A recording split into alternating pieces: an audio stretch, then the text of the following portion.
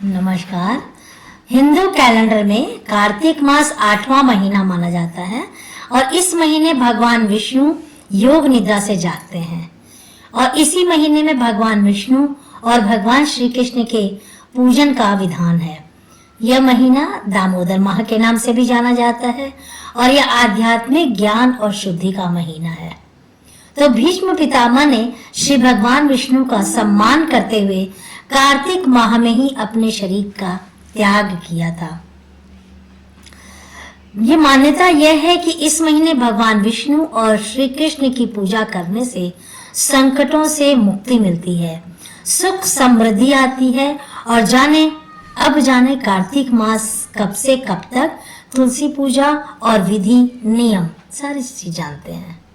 तो कार्तिक मास कब से कब तक रहेगा? हिंदू पंचांग के अनुसार कार्तिक मास 18 अक्टूबर से प्रारंभ हो रहा है और 15 नवंबर 2024 को समाप्त होगा।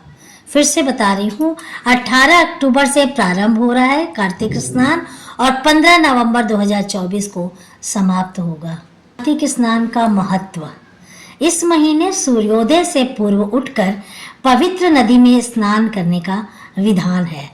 अगर ऐसा संभव नहीं है तो पानी में गंगा जल मिलाकर भी स्नान किया जा सकता है। इसे कार्तिक स्नान के नाम से भी जानते हैं।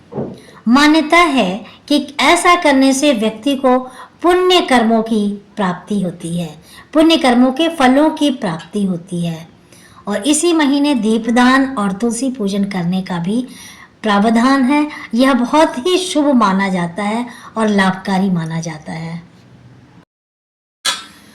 तुलसी पूजन विधि: कार्तिक में प्रतिदिन ब्रह्म मुहूर्त में उठकर स्नान आदि से निवृत्त होकर स्वच्छ वस्त्र धारण करें और तुलसी जी को जल चढ़ाएं।